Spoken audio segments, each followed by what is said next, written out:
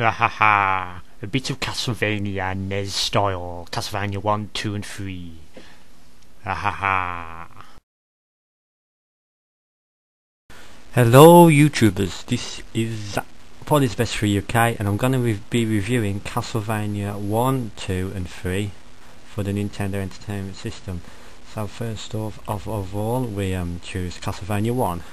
So this is Castlevania 1 I've got on my emulator right now.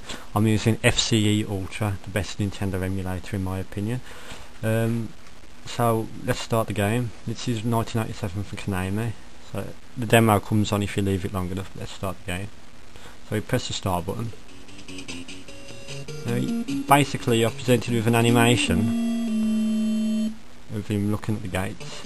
Now basically what it is you hit these candle things right here and you can get power-ups and stuff. That's just giving me a stronger whip. Giving me an even stronger whip. These hearts aren't exactly health. They look like hearts, but don't be confused. They're not health. They are money. As you can see at the top, you've got you feck. As you can see at the top of the screen, you've got your player life and you've got your enemy. So you got to hit these baddies right here. The graphics are pretty nice, as you can see.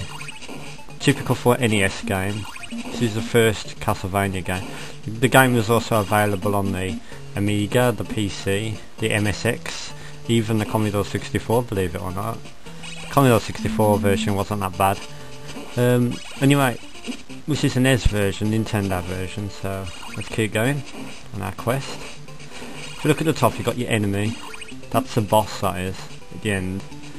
That's his health. See, go for this door right here. And we can continue on. The music's pretty good. Catchy tune. So, yeah, it's not a bad game. Keep going. We're gonna have to go downstairs at this point. Into the dark underworld.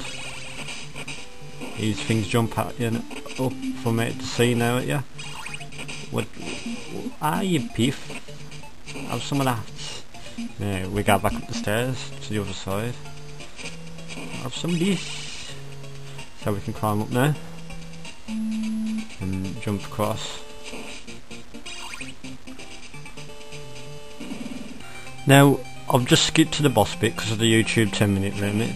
As you can see, this boss, you got to try and hit him. Have some of that. Come here. Oh, you beef. Have some of this. I'm not doing too good here. Ooh, that might help. Oh, you fuck. Anyway, Castlevania 1 for the NES gets a 9 out of 10 because it's very good. Goodbye. Okay, for the second one, it's Castlevania 2 Simon's Quest. This is a weird one there, because this has got more RPG elements into it, role-playing game elements. Because we start at the town. The music's fantastic on this game, one of my favourite songs on the Nintendo. You can talk to these guys right here. A corrupt trader is offering bum deals in this town. That's a church right there. You can go there to replenish your health. If I go down these steps right here, this man will offer me something. I don't know if this is a corrupt deal or not, but I'll buy it anyway. So we can go down the stairs. Now we'll go down and we continue on now. Here lies the forest. Now these are enemies, so you can't talk to these ones. So I'll just kill you. So have some of this. The music's good, as you can listen. Graphics are pretty nice.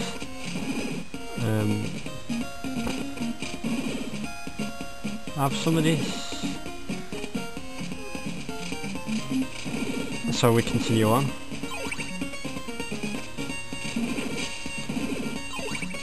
It's screen after screen of this basically until you get to the castle.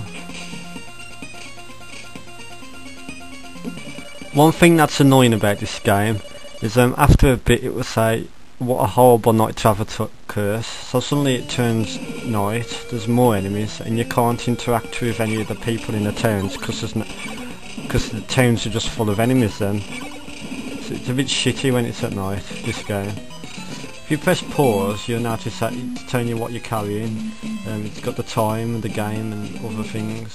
It's a status screen right there. So continue on. The music's still pretty nice. There's a different soundtrack to each of the different locations in the game, and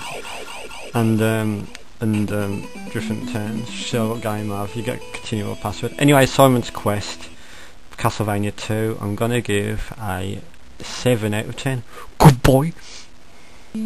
Okay, this is Castlevania 3 for the NES, Nintendo Entertainment System. Castlevania 3 Dracula's Curse, made in 1990. So this is the latest one on the NES, I think.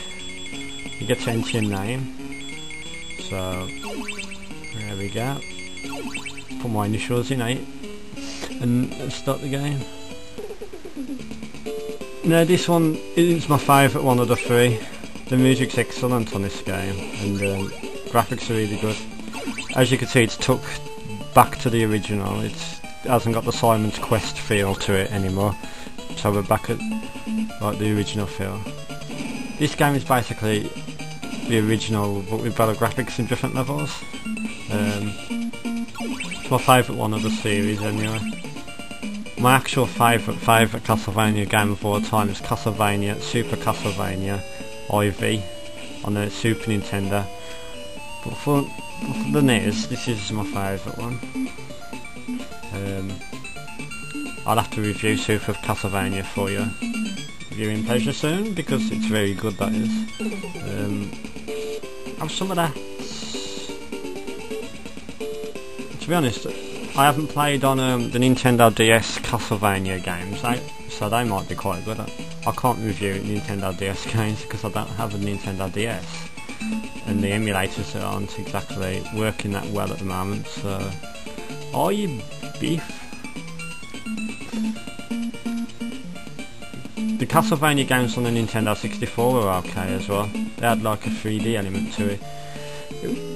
There wasn't brilliant, but there wasn't mediocre either. That was alright. So, anyway, this is Castlevania 3 for the NES. The music's alright. The graphics are pretty good. Nice and detailed, nice and colourful. Can't get down there. When you hit these candles, as you can see, some of the enemies on this one are featured in the SNES. The SNES first Castlevania game, Super Nintendo. I think this is the only system that this game is available on. I don't think it was on the PC or anything like that. Anyway, Castlevania 3, I'm going to give a 9 out of 10 because it's good. Good boy!